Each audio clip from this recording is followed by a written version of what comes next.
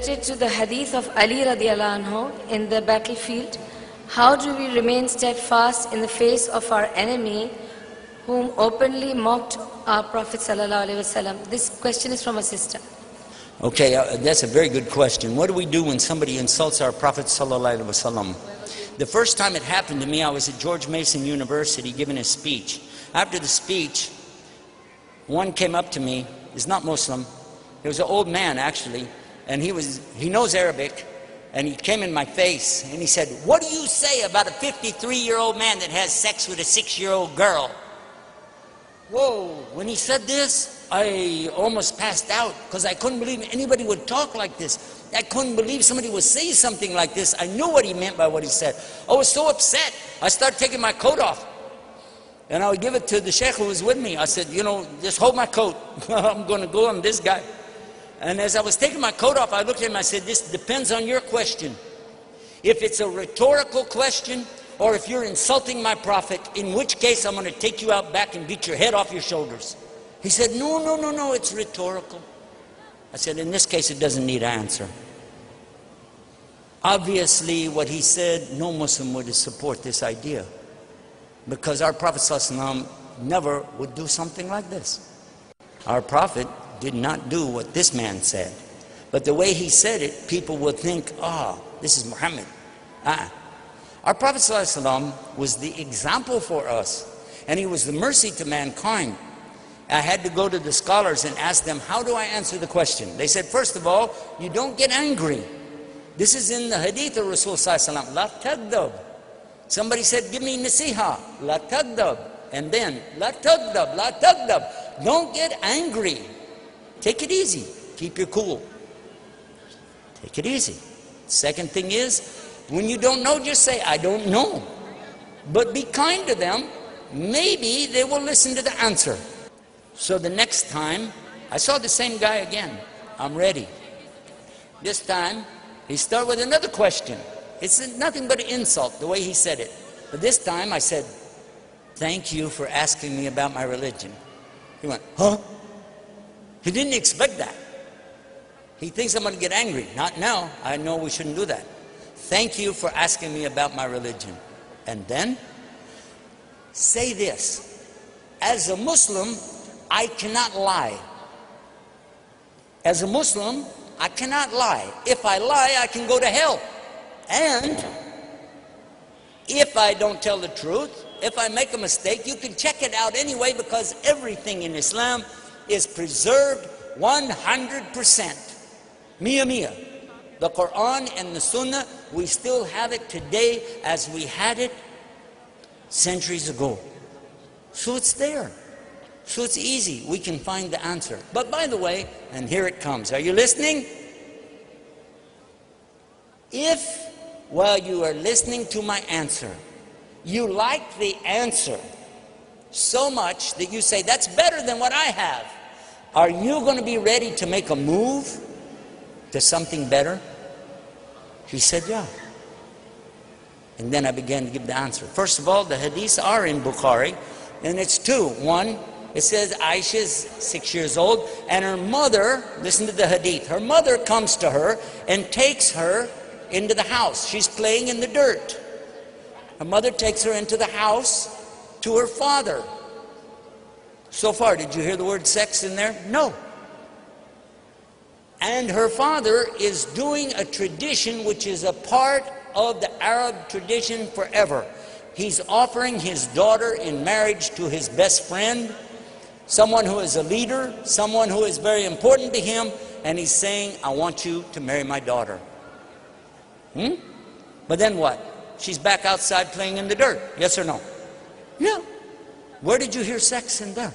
I think you've been standing in the checkout line of the grocery store too long looking at the tabloids with that word S-E-X on it. Oh, that's all you're thinking about. This is not our Prophet ﷺ. The other hadith, she's older. The mother's taken to the father's offering her in marriage. And look what it said in the Quran in chapter 4, verse 19. Very clear, it tells, O you who believe, you cannot inherit women against their will.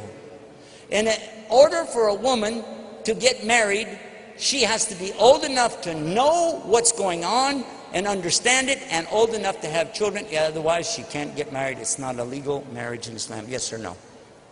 So what do you think?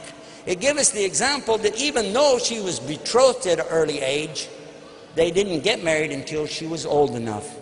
The man standing there going, I didn't know that. I didn't know that. I didn't know that. It happened again when I was in Chennai. The same subject come up, and I told another one the same way. He said, really? I said, yes, but I'm going to ask you a question. Everything we know about their marriage is coming to us from her. Read what she said and think. Out of 2,200 sayings or hadith from her, roughly 2,200, she is saying only what? The best things about her husband, Muhammad Sallallahu Alaihi Wasallam. Yes or no? And all that she said again and again, she's praising him, loving him, caring about him. She talks about when she was young, she used to race with him, and she used to beat him. She said, I got older, I got heavy, and then he used to beat me in the races. She used to tease him. She played tricks on him. We know from the Quran some tricks that she played. Whoa, watch out.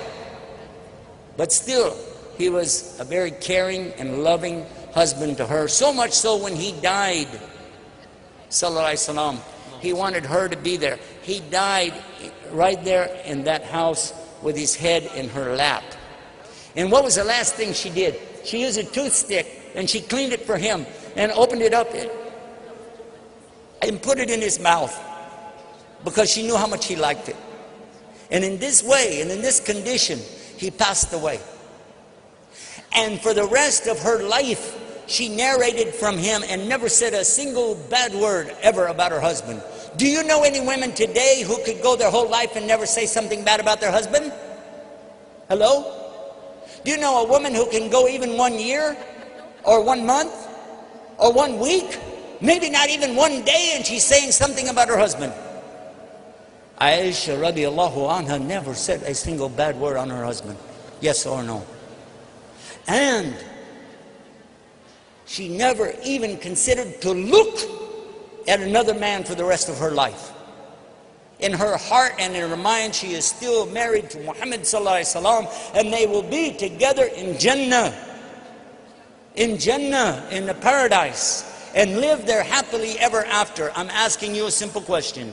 Is this the best love story you ever heard? Or do you like the story of Shakespeare's Romeo and Juliet on Valentine's Day, talking about, oh, what a love story, Romeo and Juliet. 2 young lovers, one a preteen, maybe 12, and one 14, something like this, very young, from 2 separate tribes that did not like each other. They hated each other, they were fighting. So the Capulets on the one side, and the other family on the other side, and they hate each other. And they don't want their children to even know each other, so they sneak behind their back. Did they get married? No. What did they do? I don't want to mention. And then what?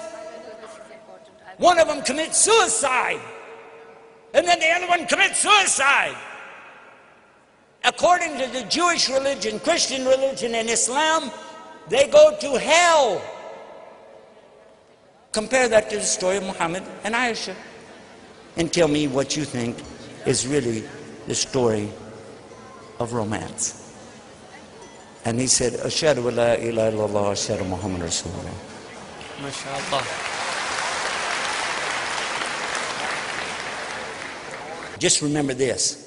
No matter how harsh the questions come, you have a responsibility to present Islam in the best way. Don't try to be Ahmed Didat, or don't try to be Zakir Naik, don't try to be Yusuf Estes. Be you. Be yourself as the best Muslim you can be. Wallahi. And I don't like to say wallahi because I'm not Arab anyway, but when I say this, I really mean I wish all of us would just use what Allah gave us and be the best Muslim you can be. This would destroy shaitan on this planet. He wouldn't have a chance. May Allah guide us. Ameen.